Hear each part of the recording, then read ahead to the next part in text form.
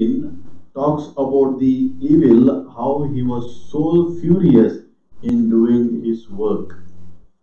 దుష్టుడు ఈ భూమి మీద తన దుర్మార్గతను జరిగించుటలో ఎంత చక్కగా పన్నాగాలు పని ఉన్నాడో మనం నిన్న దినాన చూసి ఉన్నాం. So the Satan has taken the help from the Antichrist and the false prophet to control the whole world. ఈ ప్రపంచాన్నంతటిని తన ఆధీనంలో ఉంచుకోవడానికి సైతాను అబద్ధ ప్రవక్తను అంత్యక్రీస్తును ఉపయోగించుకున్నట్టు నిన్నటి దినాన మనం ధ్యానించుకొని ఉన్నాం. And this chapter 14 gives the glimpse to eternity. అయితే ఈ 14వ అధ్యాయము మనకు నిత్యత్వంలో ఎలా ఉంటుందో మనకు చూపిస్తా ఉంది. So those who believe in the Lord Jesus Christ and those who are about to believe in the Lord Jesus Christ, we can see how their future will be if they endure for Christ. దేవుని కొరకు పట్టుదల కలిగి ఓపికతో శ్రమలను అనుభవించిన వాళ్లకు నిత్యత్వంలో ఏ విధంగా దేవుడు ఉంచుతాడన్నది ఈ అధ్యాయంలో మనకు తేటగా చెప్పబడింది. So chapter 14 verse 1 to 5 we already seen and learned when we are studying the book of Revelation chapter 8 verse 1 to 7. ప్రకటన గ్రంథము 8వ అధ్యాయము 1 నుంచి 7 వరకు మనం ధ్యానించుకునే సమయంలో ఈ 14వ అధ్యాయము 1 నుంచి 5 వరకు కూడా మనం ఎంతో వివరముగా ధ్యానించి ఉన్నాం. But today let us have the glimpse over this so that those who are watching from the first time they can able to understand the verse 1 to 5. ఈ రోజు మొట్టమొదటిసారిగా వచ్చిన ప్రేక్షకులకు అర్థమయ్యే విధంగా మళ్ళీ ఒకసారి విషయాలను చాలా క్లుప్తంగా చూసుకుంటాం. And those who are already heard, you can remind yourself, and it's like a reminder for you to understand the little great things from the word of God. ఇంతకు ముందే విన్న వాళ్ళు కూడా ఈ గొప్ప విషయాలను మరి ఒకసారి జ్ఞాపకం చేసుకొని నెమరు వేసుకుందాం. Verse 1 and 2. మొదటి 2 వచనాలు. Then I looked, and there before me was the Lamb standing on the Mount Zion, and with him 144,000 who had his name and his father's name written on their foreheads. And I heard a sound from heaven like the roar of rushing waters and like a loud peal of thunders. The sound I heard was like that of harpists playing their harps. మరియు నేను చూడగా ఇదిగో ఆ గొర్రెపిల్ల సియోను పర్వతము మీద నిలువబడి ఉండెను. ఆయన నామమును ఆయన తండ్రి నామమును నొసళ్ళ యందు లిఖింపబడి ఉన్న 144,000 మంది ఆయనతో కూడా ఉండిరి. మరియు విస్తారమైన జడముల ధ్వనితోను గొప్ప ఉరుము ధ్వనితోను సమానమైన ఒక శబ్దము పరలోకంలో నుండి రాగా వింటిని. నేను వినిన ఆ శబ్దము వీణేలు వాయించుచున్న వైనికుల నాదమును పోలినది. So here when John looked up, he was there before the Lamb. యోహాను చూసినప్పుడు ఆయన గొర్రెపిల్లను చూస్తా ఉన్నాడు. So Lamb is the Messiah, the Lord Jesus Christ. ఇక్కడ ఈ గొర్రెపిల్ల మెస్సియాగా యేసుక్రీస్తు ప్రభువుగా మనకు చూపిస్తా ఉన్నారు. So the Lamb was standing on the Mount Zion. ఆ గొర్రెపిల్ల సియోను పర్వతం మీద నిలవబడి ఉండెను. So Mount Zion is also known as the name for Jerusalem. యెరూషలేమును సియోను పర్వతం అని కూడా పిలుస్తారు. It is the capital of Israel.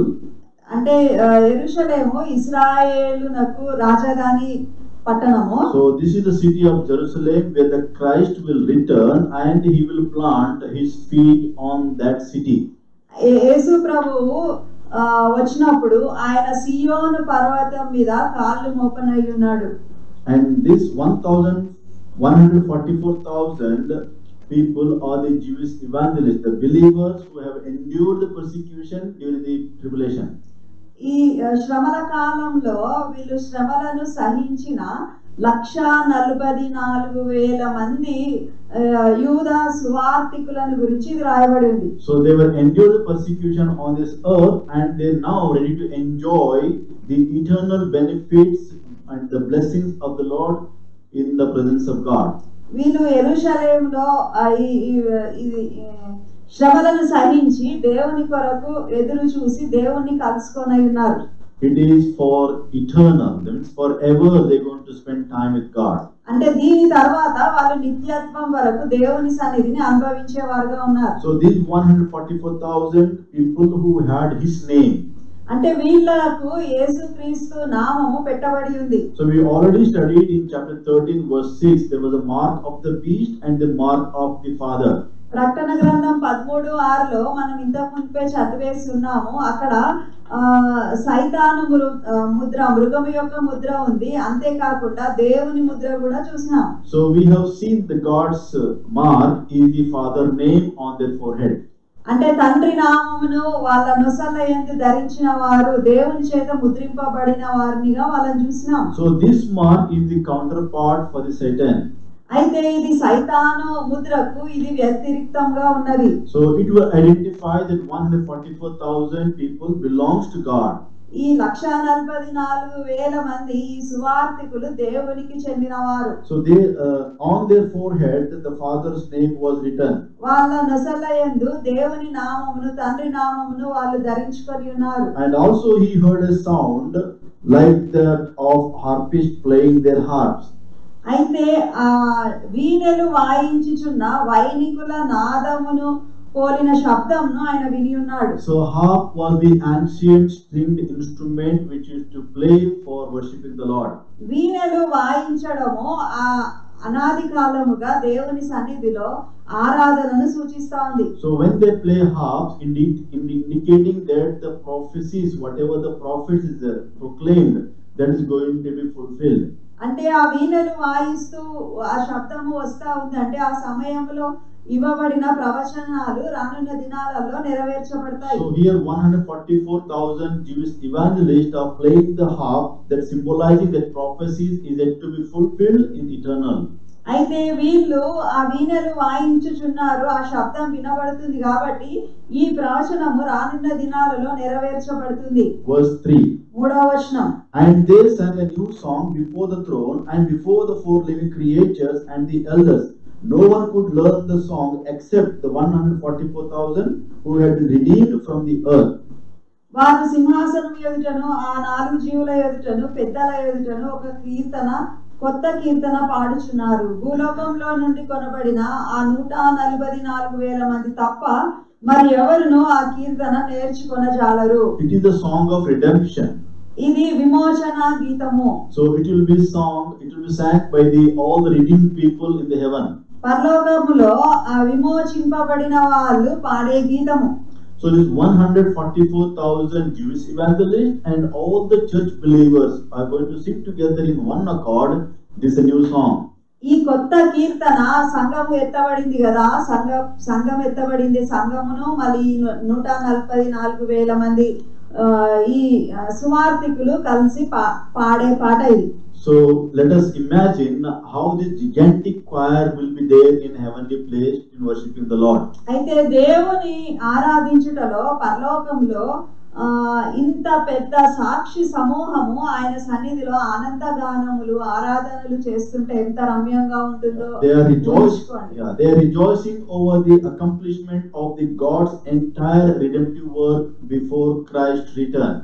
యేసు ప్రభువు మళ్ళీ రాకముందు అంటే రెండవ రాకడ రాకముందు ఆయన పరలోకంలో ఆయన ముందర ఈ విధంగా ఈ విమోచన గీతాన్ని వాళ్ళు పాడుతా ఉన్నారు. And they are singing before the four living creatures and the elders. అక్కడ 4 జీవులు 24 పెద్దలు కూడా వాళ్ళ సమక్షంలో ఇదంతా జరుగుతా ఉంది. So when we studied the chapter 4 verse 4 and 6, we learned what are these four living creatures and the elders.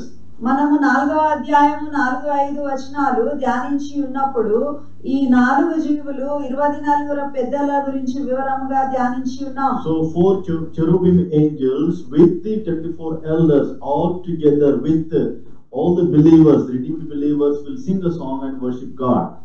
4 జీవులు 24 పెద్దలు విమోచింపబడిన దేవుని బిడ్డలు అందరూ కలిసి ఈ విమోచన గీతాన్ని పాడుతా ఉన్నారు. Verse 4 and 5. 4-5 వచనాలు. These are those who did not defile themselves with women, for they kept themselves pure. They follow the Lamb wherever he goes, and they were purchased from among men and offered as first fruits to God and the Lamb. No lie was found in their mouths. They are blameless. వీరు స్త్రీ సాంగత్యమున అపవిత్రులు కాని వారును స్త్రీ సాంగత్యము ఎరుగని వారునై ఉండి గొర్రెపిల్ల ఎక్కడికి పోవునో అక్కడికెల్లా ఆయనను వెంబడింతురు. వీరు దేవుని కొరకును గొర్రెపిల్ల కొరకును ప్రథమ ఫలంగా ఉండుటకై మనుషులలో నుండి కొనబడిన వారు. So these 144,000 Jewish evangelists, they were not defiled themselves with women. అయితే వీళ్ళు స్త్రీ సాంగత్యము ఎరుగని వారుగా ఈ 1,44,000 మంది ఉంటున్నారు. So this shows how the God's ability to keep the believers in safe and protected and pure from the troubles or the sin in the midst of great persecution. అట్లాంటి శ్రమలు హింసలు జరుగుతున్న సమయంలో కూడా దేవుని బిడ్డలను పవిత్రులనుగా కాపాడే విషయము దేవుడు ఎంత పట్టింపు కలిగి వారికి సహాయం చేస్తున్నాడో ఇది మనకు గుర్తు చేస్తోంది. So these 144,000 Jewish evangelists, not only they were going against the Antichrist system, but also to the illicit relationship. వీళ్ళు అంత్యక్రీస్తు పరిపాలనకు వ్యతిరేకిస్తూనే ఉన్నారు. అంతేకాకుండా వాళ్ళ శరీరములను ఈ లైంగిక విషయాలలో కూడా కాపాడుకుంటూ వస్తా ఉన్నారు. So these people are true believers whose robes have been washed and made white in Christ's blood. యేసుక్రీస్తు రక్తంలో తమ వస్త్రములను ఉతుకుకొని తెల్లగా చేసుకొనిన వారుగా ఉన్నారు. And in the Old Testament, idolatry was often portrayed as spiritual adultery. పాత నిబంధన గ్రంథములో విగ్రహారాధనను ఆత్మీయ వ్యభిచారంతో పోల్చి ఉన్నారు. So this purity we can really understand symbolically. అంటే ఇది సూచనప్రాయంగా ఈ విధంగా వీళ్ళు పవిత్రంగా ఉన్నారు అని చూపిస్తా ఉంది. So they are free from the involvement with the pagan world system. అన్యజాతుల వాళ్ళ ఆరాధన పద్ధతులు వాళ్ళ దేవుళ్ళకు వీళ్ళు దూరంగా ఉండి ఉన్నారు. To remain spiritually pure means we need to be against or seduce the idolatry and the world power, wealth and sexual immorality. అయితే ఆ కాలంలో వాళ్ళు అన్యజాతుల ఆరాధన మరియు ప్రపంచంలో జరుగుతున్న అన్యాయము దుష్టత్వము వీటన్నిటికీ వీళ్ళు దూరంగా ఉండి ఉన్నారు. We need to resist the worldly system. అంటే భూమి మీద జరుగుతున్న విషయాల వాళ్ళు తట్టుకొని ఉన్నారు. To do this one, we need to have the word of God in our life so that we can stand on the word of God. మన మనసులో మన హృదయంలో వాక్యము ఉండకపోతే మనము వాక్యంను ఆధారం చేసుకోకపోతే సైతాను తీసుకొచ్చే ఇట్లాంటి విషయాలను మనం తట్టుకోలేం. So word of God will purify our heart and word of God will exchange our mind. వాక్యము మన హృదయాలను పరిశుద్ధ పరుస్తా ఉంది. అంతేకాకుండా ఈ వాక్యము మన మనస్సుల్లో దేవుని భయాన్ని నింపుతా ఉంది. So it also requires a great resolution you need to make in your heart that I will not go with the worldly system. నేను ఈ భూమి మీద జరుగుతున్న ఈ అన్యాయంలో పాల్గొందను, ఈ భూమి మీద జరుగుతున్న విషయాలతో నేను కొట్టుకుపోను అని మనం ఒక గట్టి నిర్ణయం తీసుకుంటేనే గాని ఈ విధంగా నిలబడలేం. So Daniel resolved in his heart not to eat the king's food. That is why he took a stand on that word. దానియేలు గ్రంథంలో మనము దానియేలు నేను రాజుల భోజనమును తినను అని తన మనస్సులో నిర్ణయించుకొని ఉన్నట్టుగా మనం చూస్తున్నాం. So we are falling to the world system or the devil because we are not making resolution in our heart. మన జీవితంలో ఈ కష్టాలు వచ్చినప్పుడు పడిపోతున్నాము అని అంటే మన హృదయంలో గట్టి నిర్ణయం తీసుకోని దాన్ని బట్టి. So if you decide today, if you resolve in your heart today, definitely you are going to win and you are going to stand for God.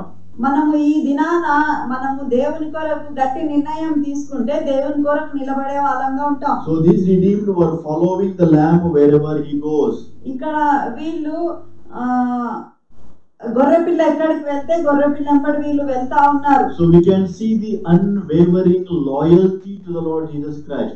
వీళ్ళు ఎంతో నమ్మకస్తులై నిత్యము దేవుని వెంబడిస్తున్నట్టుగా మనం చూస్తున్నాం. So whatever the cost they may experience, they will surely say that they are following the Lord Jesus Christ wherever he goes. వాళ్ళకు ఎంత క్రయము చెల్లించాల్సి వచ్చినా ఏం జరిగినా కానీ వాళ్ళు గొర్రెపిల్ల ఎక్కడికి వెళ్తే గొర్రెపిల్లని వెంబడిస్తా ఉన్నారు. So too many problems, too many persecution, but still they were following the Lamb. ఆ కాలంలో వాళ్ళు ఎన్నో శ్రమలు పొందుతా ఉన్నారు. ఎంతో కష్టతరం అయినప్పటికీ దేవుని వెంబడించడంలో మాత్రం వాళ్ళు వెనుకంజ వేయట్లేదు. It shows how great the partnership they had with the Lord Jesus Christ. వాళ్ళు యేసు క్రీస్తుతో ఎంత మంచి సహచరులుగా ఆయనతో పాటు పనిచేస్తున్నారో మనకు అర్థమవుతుంది. So if you make the partnership with the Lord Jesus Christ, you will also stand like them. మనము ఆయనతో పాలిభాగస్థులముగా ఉంటే మనం కూడా వీళ్ళలాగా దేవుని కొరకు గట్టి సేవ చేయవచ్చు. And they were offered as the first fruits to God and the Lamb.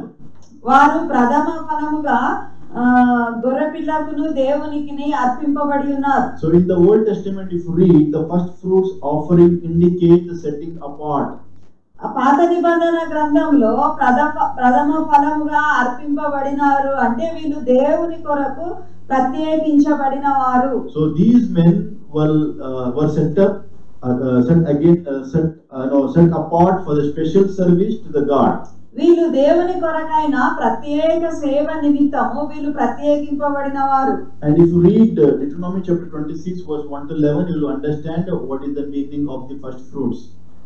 ద్వితీయోపదేశ కాండము మొదటి అధ్యాయము 1 నుంచి 11 26వ అధ్యాయము 1 నుంచి 11 వరకు మనం చూస్తే ఈ ప్రథమ ఫలములను గురించిన విషయాలు అక్కడ రాయబడి ఉన్నాయి. So here we can see the first fruits of the redeemed. అక్కడ విమోచింపబడిన వారిలో ప్రథమ ఫలముగా వీరిని మనం చూస్తా ఉన్నాం. So here the first fruit refers the act of dedication for the first part of the harvest as the Holy Spirit has led them. అయితే పరిశుద్ధాత్మ దేవుడు వారిని నడిపించిన కొలది వాళ్ళు ఈ శ్రమల కాలంలో చేసిన పరిచర్యలో వాళ్ళు సంపాదించిన ఆత్మలను గురించి ఇది చెప్తా ఉంది. James chapter 1 verse 18. యాకోబు 1:18. It says, of his own will he begot us by the word of truth, that we should be a kind of first fruits of his creatures. ఆయన తాను సృష్టించిన వాటిలో మనం ప్రథమ ఫలంగా ఉండునట్లు సత్యవాక్యము వలన మనలను తన సంకల్పము ప్రకారము కనెను. So we are going to be the first fruits to the Lamb and the God.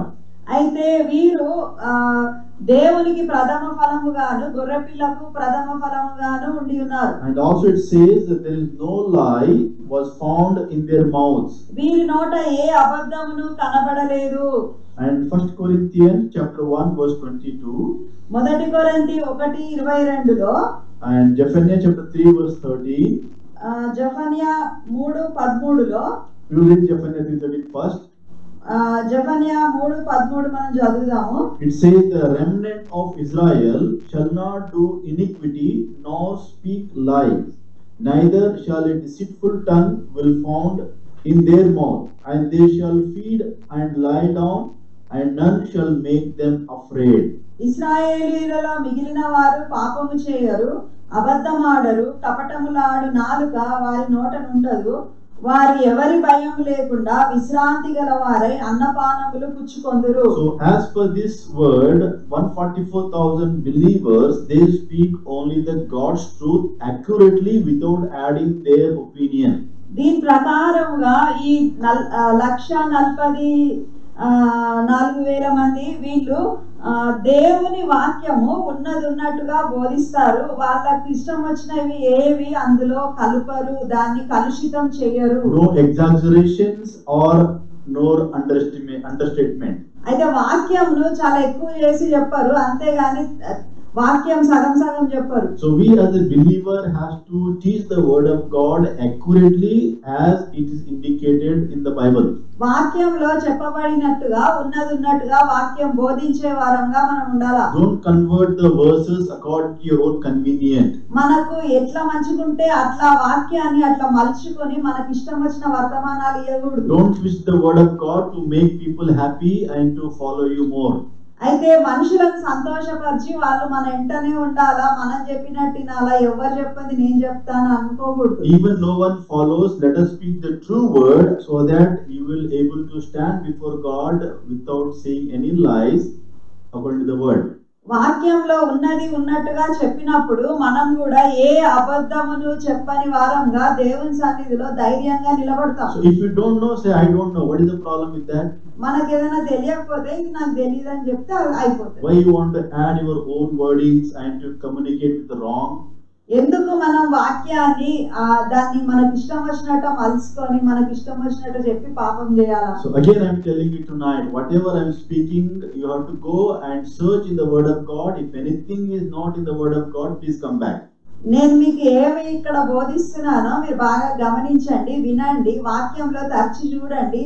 వాక్య ప్రకారంగా ఏమన్నా లేకుంటే మళ్ళీ నాతో మాట్లాడండి. So sometimes it comes without my knowledge. Let me know so that we can correct. ఎప్పుడైనా నాకు తెలియకుండా వాక్యము అట్లా వాక్యంలో లేని విషయాలు నేను ఏమైనా చెప్పేసి ఉంటే నన్ను కరెక్ట్ కూడా చేయండి. So as for this Zephaniah, let us not speak lie, no exaggeration, no understatement. Let us speak the truth accurately. ఈ జెఫన్యా గ్రంథంలో రాయబడినట్టుగా వాక్యము ఉన్నది ఉన్నట్టుగా కపటం లేకుండా ఎవరి భయం లేకుండా చెప్పాలి. And this also says they are blameless.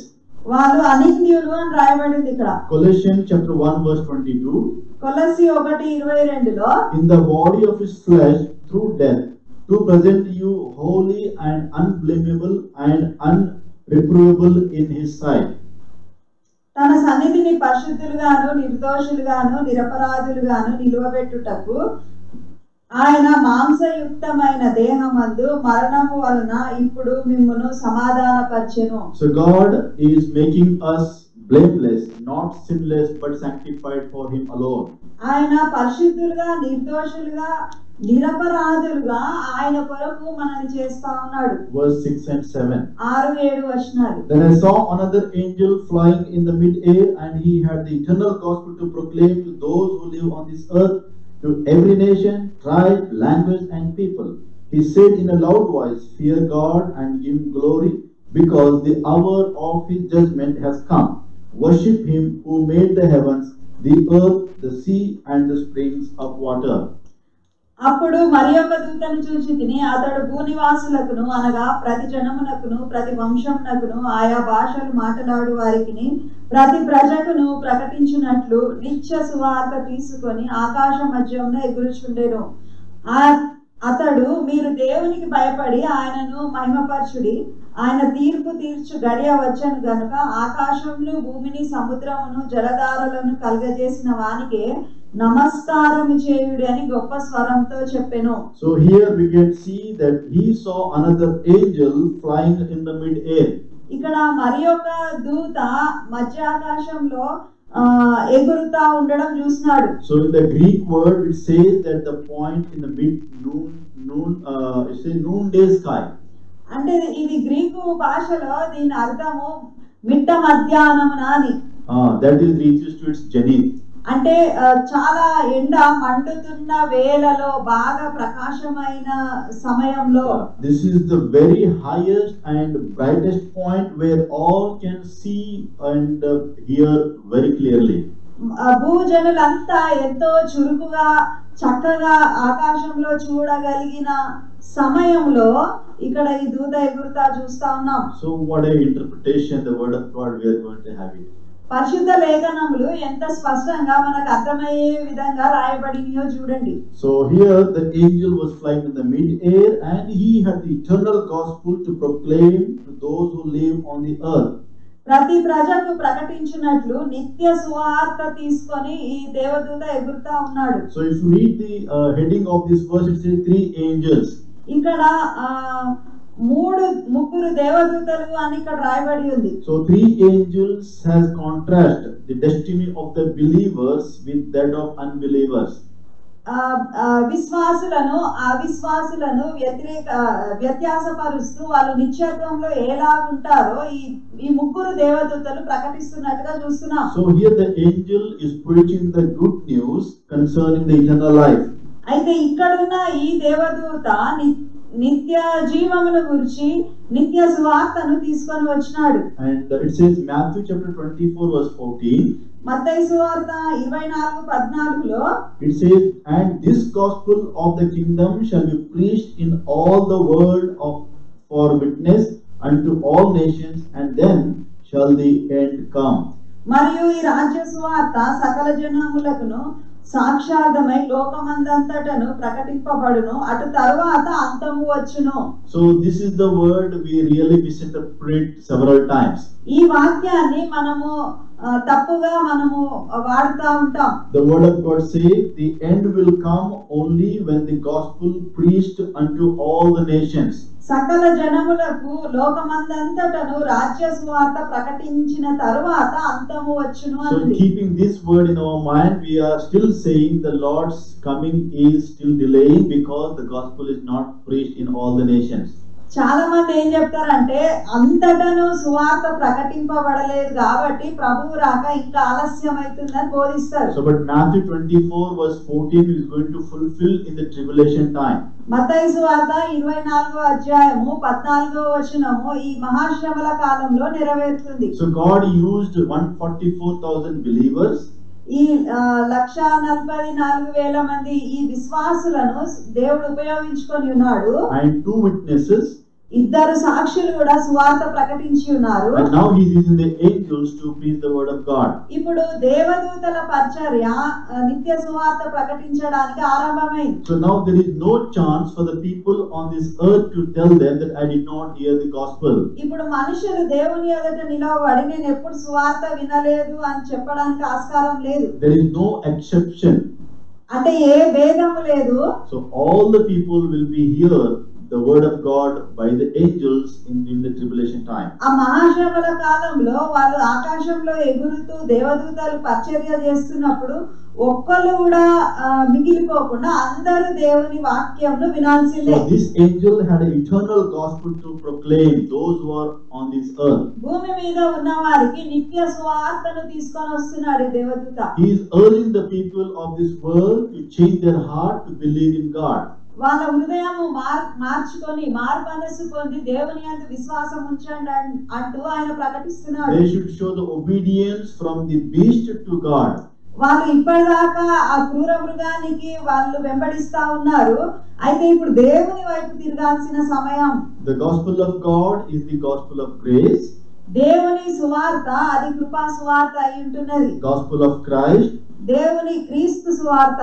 Gospel of peace. సమాధానకరమైన సువార్త. The glorious gospel. దేవుని మహిమకరమైన సువార్త. The gospel of kingdom. దేవుని రాజ్యమును కొరకైన ఈ సువార్త. So in the New Testament the gospel can be said so many ways, and we can preach the gospel to the people to come to God. ఇన్ని రకాలుగా సువార్తను వివరిస్తూ వాళ్ళు సువార్త పరిచర్య చేస్తా ఉన్నారు. It is a good news for the people to get saved. ఆ సమయంలో ఉన్న భూనివాసులందరికీ ఇది రక్షణ సువార్త. To receive the forgiveness from the Lord by repenting and coming to the Lord. వాళ్ళు పశ్చాత్తాపపడి మారు మనసు పొంది దేవుని వైపు తిరిగి దేవునితో సమాధానపడవలసిన సమయము అక్కడ వచ్చింది. If you read very carefully, it says that to every nation, tribe, language and people. ఇక్కడ ప్రతి జనము ప్రతి వంశము ఆయా భాషలు మాట్లాడి ప్రతి ప్రజలను గురించి భూనివాసుల గురించి అని. The whole world will hear this preaching by the angel as God has graciously given them. అయితే భూనివాసులందరూ ఈ నిత్య సువార్తను భూమి మీద వింటారు అని ఇక్కడ రాయబడి ఉంది. So the angel's work is to preach the gospel in the tribulation.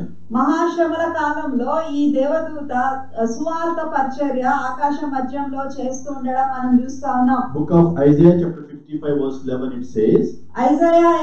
యెషయా గ్రంథము 55వ అధ్యాయం 11వ వచనంలో So shall my word be that goes forth from my mouth, it shall not return to me void, but it shall accomplish what I please, and I shall prosper in the thing for which I sent it.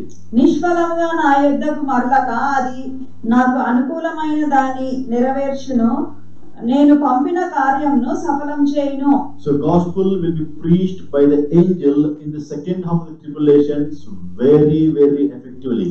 మహాశ్రమల కాలంలో దేవదూత పరిచర్యం చేయడము ఆ పరిచర్యకు ప్రతిఫలం రావటము మనం చూస్తా ఉన్నాం. Again I am reminding everyone, if you delay or if you fail to do the evangelism, the angels will get more work to do it. అయితే మనం ఇప్పుడు సువార్త పరిచర్య చేయాల్సిన అవసరం ఎంతో ఉంది. మనము పరిచర్య చేయకపోతే అది దేవదూతలకు అప్పగింపబడుతుంది. So better let us finish as many people as we can reach out, bring them to the salvation, so that the angels will have a little relaxation during the preaching the gospel. మనము ఇప్పుడు సువార్త ప్రకటించకపోతే మన పని దేవదూతలకు అప్పగింపబడుతుంది. మన తరుణాన్ని మనం పోగొట్టుకున్న వాళ్ళం అవుతాం. అందుకే మనకు దేవుడు ఎంత పనిని అప్పగించినాడో ఆ పనిని మనమే చేస్తే మంచిది. మన పనిని దేవదూతల మీద వేయడం మంచిది కాదు. So let us understand how gracious and loving God. అయితే దేవుడు ఎంత కృపగలవాడో, నశించు ఆత్మల విషయంలో ఆయన ఏ విధంగా పట్టింపు కలిగి ఉన్నాడో మనకి వచనాలు చెప్తా ఉన్నాయి. And he said in a loud voice, fear God and give him glory. ఇక్కడ దేవునికి భయపడి దేవుని నామమును మహిమపరచుడి అనుంది. So not to fear Satan, not to fear Antichrist, it says fear God. మీరు దేవునికి భయపడి ఆయనను మహిమపరచుడి, అంత్యక్రీస్తుకి లేకపోతే సైతానుకు మృగానికి కాదు, దేవునికి భయపడండి అని చెప్తా There ఉన్నారు. was a call for the people to give a glory and honor and worship God alone. అయితే అక్కడ ఆ జనమునకు ఆయన దేవునికి భయపడి దేవునికి మహిమపరచుడి, భూమి సముద్రము ఆకాశము జలధారలను కలుగజేసిన వానికే నమస్కారము చేయుడి అని గొప్ప స్వరముతో చెప్పెను. Because the hour of his judgment has come. ఎందుకంటే దేవుని తీర్చు గడియ వచ్చెను. So these are the last moments in our life. అంటే ఆ కాలంలో ఈ భూమి మీద ఉన్న వాళ్ళకు దేవుని తీర్పుకు సమీపంగా ఉన్నారు, చివరి గడియల్లో ఉన్నారు. Before the God's wrath poured out on this earth, let us repent and give him glory and show the reverence to God. దేవుని తీర్పు, దేవుని ఉగ్రత ఈ భూమి మీద కుమ్మరింపబడక ముందే పశ్చాత్తాపపడి దేవుని వైపు తిరిగితే మంచిది. And if you read very carefully the word of God, వాక్యమును సరిగానే మనం చదివితే the word judgment has mentioned the first time in the book of Revelation. ఇది 14వ అధ్యాయము ప్రకటన గ్రంథంలో 14వ అధ్యాయంలోకి మనం వచ్చినాము. ఇది మొట్టమొదటిసారి ఆయన తీర్చు అంటే తీర్పును గురించి మొట్టమొదటి ఇక్కడ చెప్పబడింది. So you might be wondering, is it right or wrong? ఇది తప్ప నిజమా అని అనుకుంటున్నారా? You refer the chapter 6 verse 17, 6వ అధ్యాయము 17వ వచనం మనం చూస్తే, chapter 11 verse 18. 11వ అధ్యాయము 18వ వచనంలో మనం చూస్తే, So there it says the God's wrath.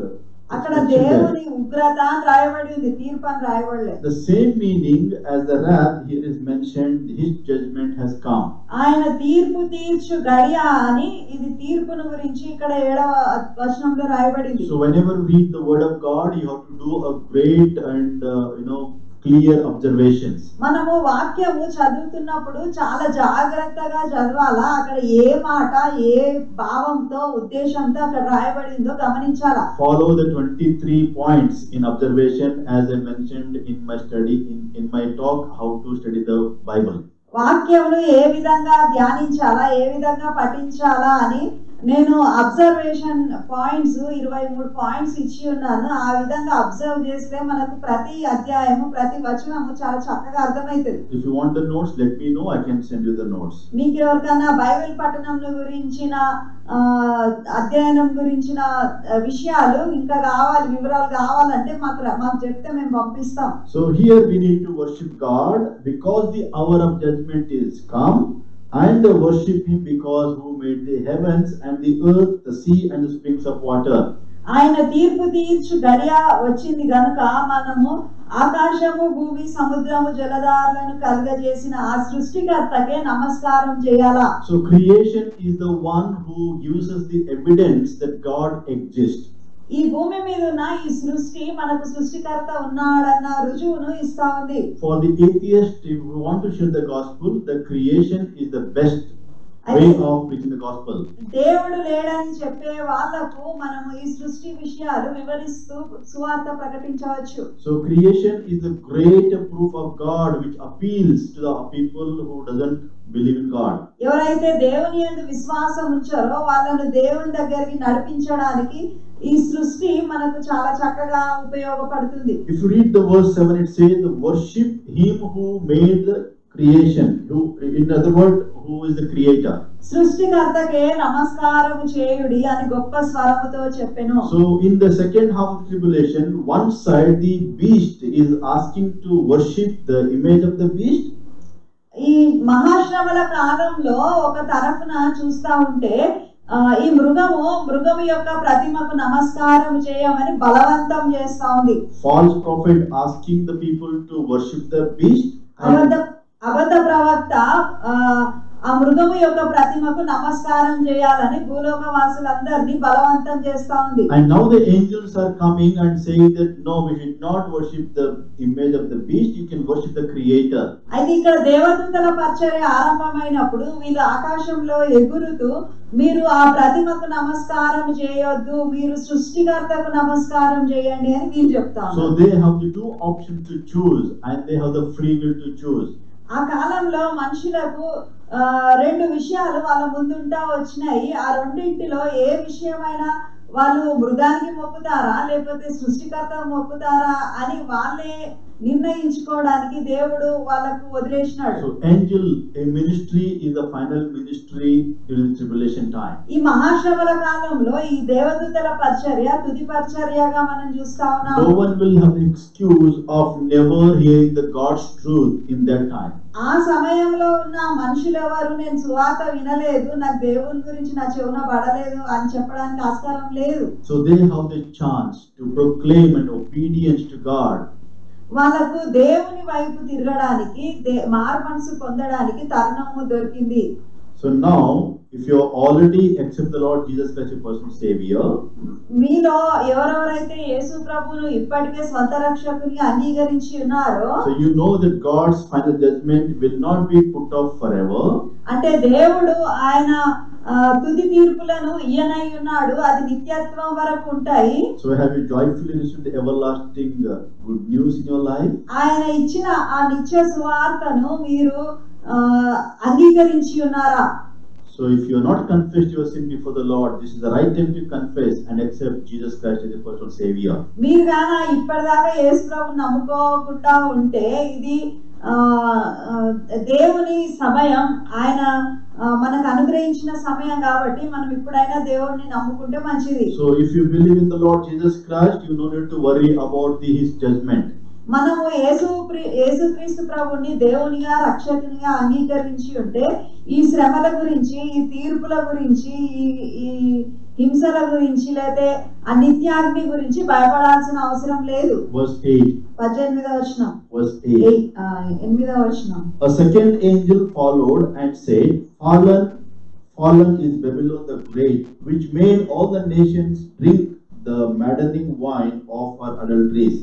వేరొక దూత అనగా రెండవ దూత అతన్ని వెంబడి వచ్చి మహోద్రేకముతో కూడిన తన వ్యభిచార మద్యమును సమస్త జనములకు త్రాగించిన ఈ మహా బబులోను కూలిపోయెను అని చెప్పెను. So Babylon was very famous for both evil city and the immoral empire.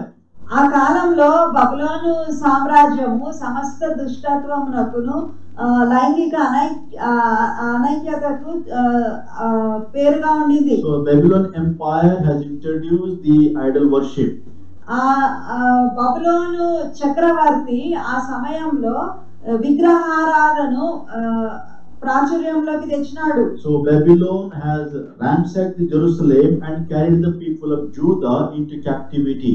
ఈ బబులోను దేశము వాళ్ళు యెరూషలేము దేశాన్ని జయించి ఇశ్రాయేలీయులను చెరలోనికి తీసుకొని వెళ్ళినారు. So we can understand that the Babylon was the Jews' worst enemy.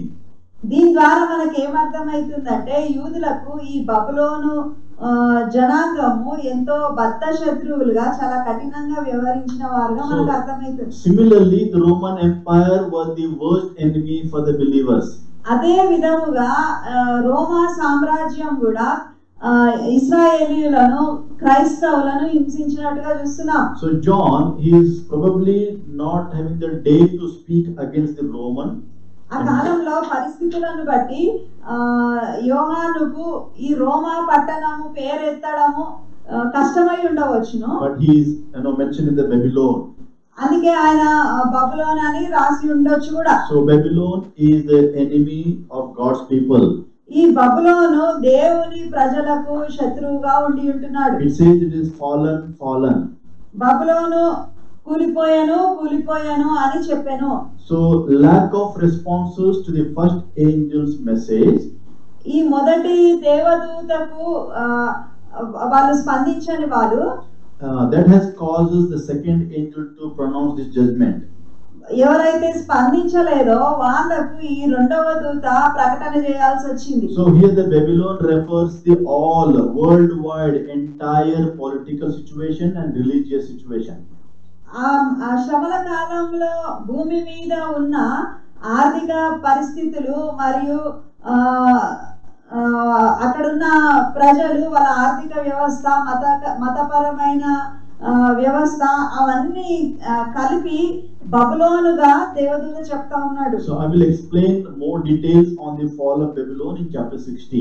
16వ అధ్యాయానికి వచ్చినప్పుడు ఈ బబులోను ఏ విధంగా కూలిపోతుందో ఇంకా వివరంగా మనం చూస్తాం. So Babylon was the birthplace of the adultery. ఈ బబులోను విగ్రహారాధనకు పుట్టినిల్లు. And where the resident of the Babylon has trying to build the Babel tower.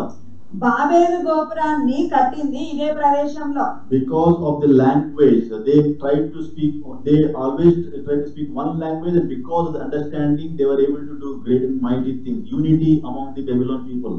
ఈ బబులోనులో ఉన్న ప్రజలు ఒకే భాష మాట్లాడి వాళ్ళ ఐక్యమత్యంతో దేవునికి వ్యతిరేకంగా భూమి మీద గోపురాన్ని కట్టినారు. So that is why the God has scattered them with bringing the confusion in the language. వాళ్ళ భాషలు తారుమారు చేసి దేవుడు వాళ్ళని ఈ భూమి అంతటా చెదరగొట్టి ఉన్నాడు. So Babylon is a place where the commerce and the religion and the government banking system will taking the freedom over the people.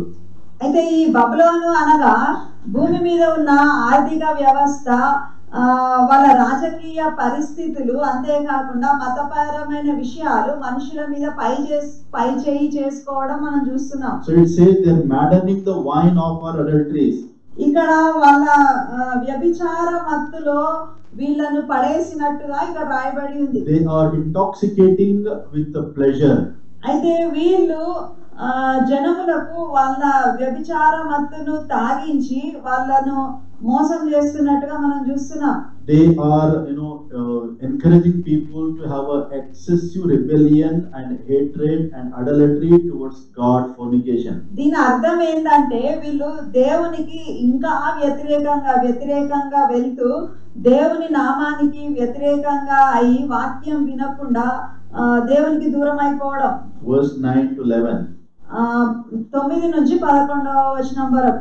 A third angel followed them and said in a loud voice, if anyone worship the beast and his image and receives his mark on the forehead or on the hand, he too will drink of the wine of God's fury, which has been poured full strength into the cup of his wrath. He will be tormented with burning sulfur in the presence of the holy angels and of the Lamb, and the smoke of their torment rises forever and ever. There is no rest day or night for those who worship the beast and his image, or for anyone who receives the mark of his name. మరియు వేరొక దూత అనగా 3వ దూత వీరు వెంబడి వచ్చి గొప్ప స్వరంతో ఇలాగ చెప్పెను, ఆ క్రూర మృగమునకు గాని దాని ప్రతిమకు గాని ఎవడైనా నమస్కారం చేసి తన నొసటి అందేమి చేతి మీదనేమి ఆ ముద్ర వేయించుకొనిన ఎడల ఏమీయు కల్పబడకుండా దేవుని ఉగ్రత పాత్రలో పోయబడిన దేవుని కోపమును మద్యమును వాడు త్రాగును. పరిశుద్ధ దూతల ఎదుటను గొర్రెపిల్ల ఎదుటను అగ్ని గంధకముల చేత వాడు బాధింపబడును. వారి బాధ సంబంధమైన పొగ యుగయుగములు లేచును.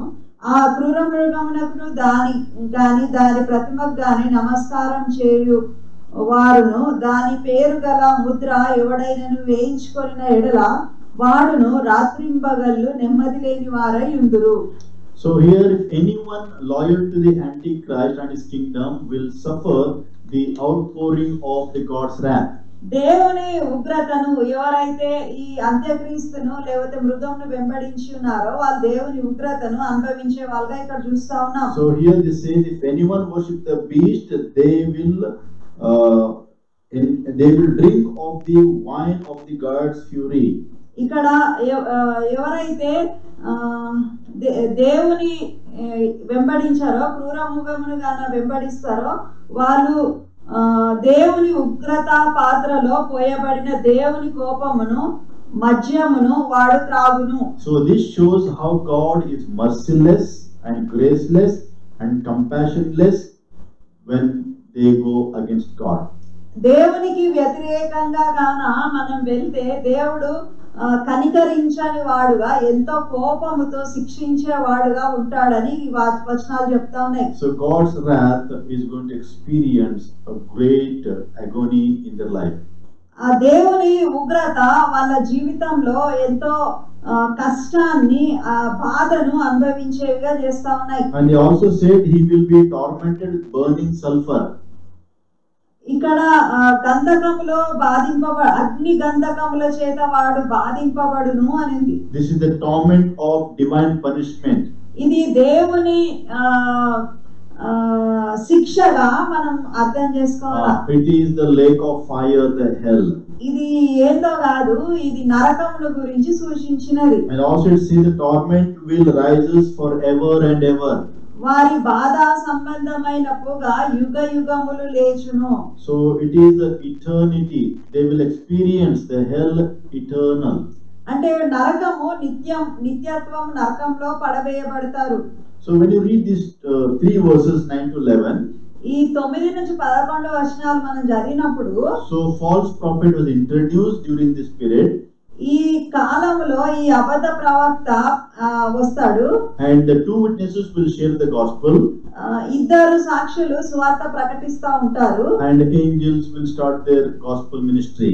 అంతేకాకుండా దేవదూతలు వాళ్ళ పరిచర్యను ఆరంభించి ఉన్నారు. So look at the God's great love for the people. అంటే అబద్ధ ప్రవక్త ఉండి ఆయన చెప్తున్న సమయంలో దేవుడు కూడా ఆయన ఏర్పాటు చొప్పున సువార్త ప్రకటించబడడం చూస్తే దేవుని ప్రేమ ఎట్టిదో మనకు అర్థమవుతుంది. So his heart is no one should perish, everyone should have eternal life. ఎందుకు దేవుడు ఇన్ని ఏర్పాట్లు చేసినాడంటే ఒక్కళ్ళు కూడా నశించడము ఇష్టం లేదు. So those who worship the beast, ఎవరైతే ఆ క్రూర మృగానికి నమస్కారం చేస్తారో, those who accept the mark of the beast, ఆ క్రూర మృగం యొక్క ఆ ప్రతిమ యొక్క ముద్రను వేయించుకుంటారో, so they will definitely ultimately face the God's judgment. అంత చెప్తే కూడా వినకుండా అట్లా చేస్తా ఉంటే వాళ్ళు తప్పకుండా దేవుని ఉగ్రతను అనుభవిస్తారు. So our world values అయితే ఈ మన విలువలు and our world power ఈ భూమి మీద ఉన్న ప్రపంచాన ఉన్న శక్తి and the world pleasure, ఈ భూమి మీద ఉన్న అన్ని అనుభవాలు, so we have to be very careful with these things. అంటే ఈ భూమి మీద ఉన్న ఈ విషయాలలో మనము వాటికి దూరంగా ఉండాలా. If you are with that situation, you will definitely drink the wrath of God. మనం ఈ భూమి మీద ఉన్న ఈ విషయాలన్నిటిని మనం అనుభవిస్తూ వాటికి లోబడి వాటితో కలిగి ఉంటే దేవుని ఉగ్రతను మనం ఎదుర్కోవాల్సి వస్తుంది. So here nobody has forced the people to separate from God. ఇక్కడ ఉన్న ఈ జనులకు ఎవరు కూడా బలవంతం చేసి దేవుని నుంచి దూరం అయిపోలేదు వీరు. So they were on their own stubborn heart. They refused to accept Jesus Christ as personal Savior and they separated from God. వాళ్ళు మొండి వైఖరిని అవలంబించి దేవుని ప్రేమకు దూరమై దేవుని స్వార్థను అంగీకరింపని వారుగా ఉంటున్నారు. So here verse it says, if you do like these people who are really in tribulation, ఈ శ్రమల కాలంలో ఉన్న వాళ్ళలాగా మనం చేస్తే, you will really have to drink the wine of fury. అయితే దేవుని ఉగ్రత పాత్ర మన మీద కుమరింపబడుతుంది. But when we hear the word from the angels, accept the Lord Jesus as personal Savior, you really enjoy the everlasting fellowship with God. మనము ఈ దేవదూతల పరిచర్య, దేవదూతలాగా జనాలు వచ్చి మనకు వాక్యం చెప్తున్నారు ఈ కాలంలో కూడా. మనం గాన దేవుని వాక్యంను విని దేవునికి విధేయత చూపి ఆయన మారుమనసు పొంది ఆయన వైపు తిరిగితే మనము నిత్య జీవము గలవారమై మనం ఆయనతో సదాకాలం ఉంటాం. So we'll be right back tomorrow with the next Facebook live of this series, beginning with chapter 14 verse 12. రేపు ఇదే సమయంలో ప్రకటన గ్రంథము 14వ అధ్యాయము 12వ వచనం నుంచి ఫేస్బుక్ లైవ్ లో మళ్ళీ మనం ధ్యానించుకుంటాం. Let us pray.